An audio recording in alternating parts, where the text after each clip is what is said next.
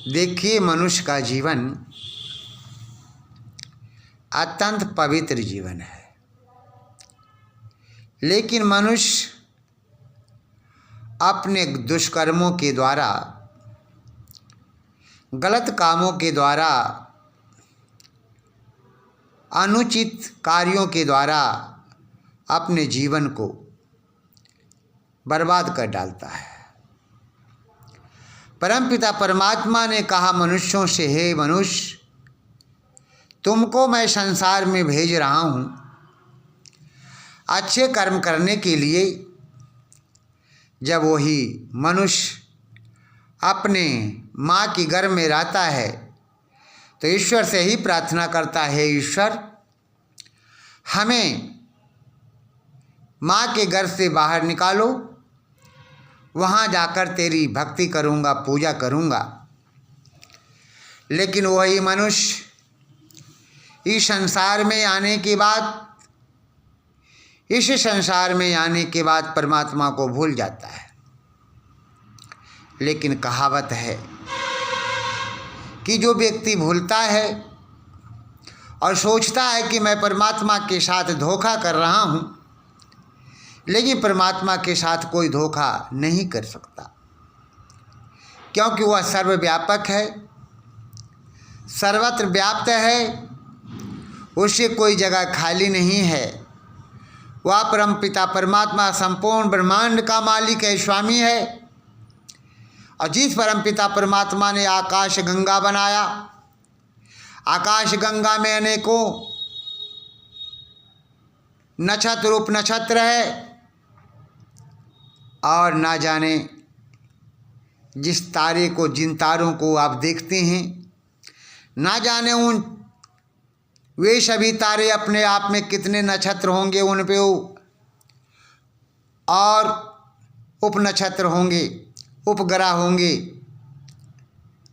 लेकिन आज मनुष्य को समझ नहीं आ रहा है कि परमपिता परमात्मा ने हमें इस संसार में भेजा तो जरूर है, लेकिन हमें क्या करना चाहिए, क्या नहीं करना चाहिए। जो मनुष्य इस विषय पर विचार नहीं करता है, उसका जीवन व्यर्थ है, बेकार है।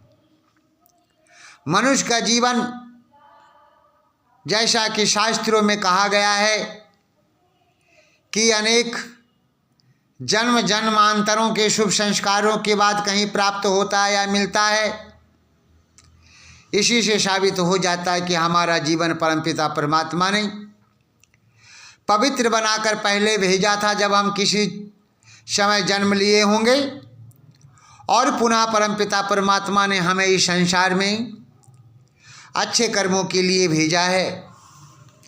लेकिन हम क्या कर रहे हैं?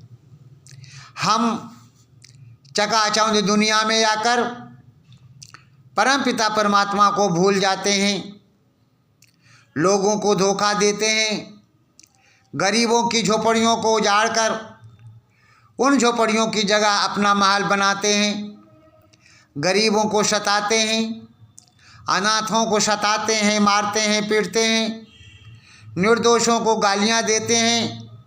मैं यही दुनिया के लोगों से कहना चाहूँगा कि जो व्यक्ति गरीबों को गाली देते हैं, वे अपने को क्या समझते हैं?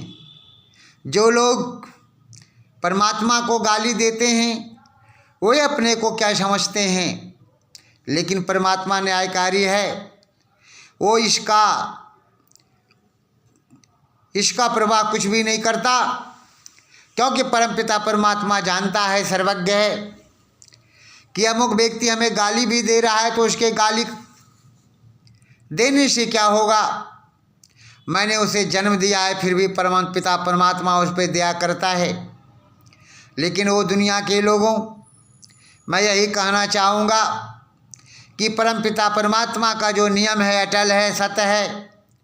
उनके नियम अटल है, सत्य है, जिन्हें कोई हिला नहीं सकता, तोड़ नहीं सकता है।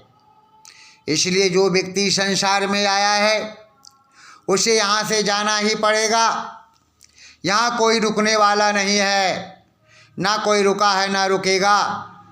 समय समय पर लोग आते रहेंगे, समय समय पर लोग जाते रहेंगे, प्रत्येक प्राणी आते रहेंगे, प्रत्येक प्राणी जाते रहेंगे। लेकिन जो प्राणी जीवात्मा इस संसार में आया है, कुछ जीवात्मा जो मनुष्य के रूप में इस संसार में आया है, उसे विचार करना चाहिए कि परमपिता परमात्मा ने हमें इस संसार में क्यों भेजा है। यदि हम विचार नहीं करते हैं, हम इन विषयों पर नहीं सोचते हैं और फिर वेदों के सिद्धांतों के आधार पर अपने जीवन को व्यतीत नहीं करते हैं, गीता के आधार पर अपने जीवन को पवित्र नहीं करते हैं, तो मैं यही कहना चाहूँगा, आपका जीवन व्यर्थ चला जाएगा, आपका जीवन यूँ ही निकल जाएगा, पता नहीं चलेगा, क्योंकि समय किसी का इंतजार नहीं करता है। समय का वही व्यक्ति सदुपयोग करते हैं जो विचारते हैं, सोचते हैं और अपने हृदय में चिंतन करते हैं, सोचते हैं कि परमपिता परमात्मा ने हमें संसार में क्यों भेजा है। और वास्तव में जो विज्ञ लोग होते हैं, विद्वान लोग होते हैं, संत लोग होते हैं, साधु लोग होते हैं, सन्यासी लोग होते हैं, कर्मठ लोग होते हैं, वो समय की पहचान कर लेते हैं। और जो मूर्ख होते हैं वो समय की पहचान नहीं करते हैं। इसी प्रकार से जो है जीवन निकलता चला जाता है। परमपिता परमात्मा ने मनुष्य को संसार में भेजा है शुभ काम करने के लिए, अच्छे कर्म करने के लिए। हमें भी अच्छे कर्म करके इस संसार से जाना चाहिए। स्वामी दयानंद सरस्वती संसार में आए, जिन्होंने वेदों के आधार पर अपने जीवन को आगे बढ़ाने का प्रयास किया। स्वामी विवेकानंद संसार में आए, जिन्होंने गीता का आधार बना करके अपने जीवन को आगे बढ़ाने का प्रयास किया। स्वामी राम तीर्थ आए, इस प्रकार से ना जाने शंकराचार्य भी आए। आदि शंकराचार्य ने क्या किया कि उन्होंने अपने जीवन को वेदांत के आधार पर आगे बढ़ाने का प्रयास किया। और श्री राम शर्मा भी संसार में आए और उन्होंने भी जो है गायत्री के आधार पर अपने जीवन का आगे बढ़ाने का प्रयास किया। तो वास्तव में जो इस संसार में आता है, जो कुछ करके चला जाता है, अच्छे कर्म करके चला जाता है, आने वाली पीढ़ी उन्हें की याद करती है, उनको ही याद करती है, उनका ही स्मरण करती है सारी दुनिया। इसलिए मैं पुनः आप लोगों से ही कहना चाहूँगा कि ओ दुनिया के लोगों, गीता के संदेशों को घर घर जाके पहुँचाओ, वेदों के संदेशों को घर घर जाकर पहुँचाओ और दुनिया के लोगों से ही कहो कि वेद ही एक ऐसा मार्ग है जिस पे चलने से मनुष्य का जीवन महान बन सकता है। गीता का संदेश सारी दुनिया में गुंजाओ, क्योंकि गीता ये कहती है कि कर्म करो, कर्म करो, फल की चिंता मत करो। वास्तव में यथार्थ है, जब मनुष्य कर्म करता है, फल की चिंता नहीं करता है, परमात्मा ऐसे व्यक्ति को फल प्रदान करता है। क्योंकि परमात्मा जानता है कि यह कर्मयोगी है, ये व्यक्ति कर्म कर रहा है, इसलिए हमें इसे फल देना चाहिए और परमात्मा देता है।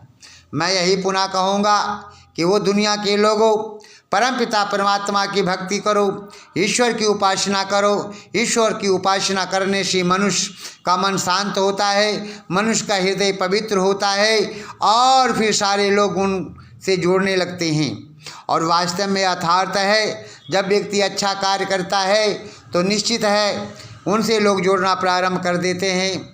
पहले उनके जीवन में बाधाएं तो आती है, कठिनाइयाँ आती है, लेकिन जब अच्छे लोग जो होते हैं, कर्मयोगी जो होते हैं, उन कठिनाइयों को पार करते हुए जब आगे बढ़ जाते हैं तो फिर सारी दुनिया के लोग उनके पीछे होते हैं और फिर उनके बताए पंचिन्हों पे चलते हैं। जैसे स्वामी दयानंद आए, स्वामी दयानंद का लोगों ने बहुत विरोध किया, कुछ लोगों ने विरोध किया, कुछ अपने लोगों ने विरोध किया, लेकिन स्वामी दयानंद ने दुनिया के लोगों से ये कहा कि मैं सत्यवादी हूँ, सत्य कहूँगा, सत्य के लिए जीऊँगा, सत्य के लिए ही मरूँगा। और उन्होंने ये भी कहा कि सत्य की रक्षा के लिए यदि हमें हाथियों के तलवे के नीचे कुचलवा दिया भी जाए या मेरे हाथों की सारी अंगुलियों को बत्ती बनाकर जला भी दिया जाएगा तो मैं सत्य ही कहूँगा। वह दयानंद, कमाल कर दिया तूने, सत्य को अपनाया और दुनिया की परवाह नहीं की, अपने दुश्मनों की परवाह नहीं की, लेकिन फिर भी दुश्मन उनके बन ही गए। उन्होंने वेदों के सिद्धांतों को अपने जीवन में अपनाया। दुनिया के लोगों से ही कहा कि वो दुनिया के लोगों कर्म करो, कर्म ही सब कुछ है, कर्म के आधार पर अपने जीवन को आगे बढ़ाने का कोशिश करो। स्वामी दयानंद ने अपने जीवन में अच्छे कर्म किए और स्वामी दयानंद ने अपने जीवन में, संपूर्ण जीवन में शुभ कर्म ही किया है। इसलिए दयानंद से हमें शिक्षा लेना चाहिए कि दयानंद के जीवन में अनेक कठिनाइयाँ आई लेकिन कभी घबराए नहीं है। उन्होंने उनके पद चिन्हों पे चलकर जो है हमें भी अपने जीवन को महान बनाने का प्रयास करना चाहिए। गीता कहती है, वेद कहती है, कर्म करो, कर्म करो, अच्छा कर्म करो, बुरा कर्म कभी नहीं करो। इति ओम।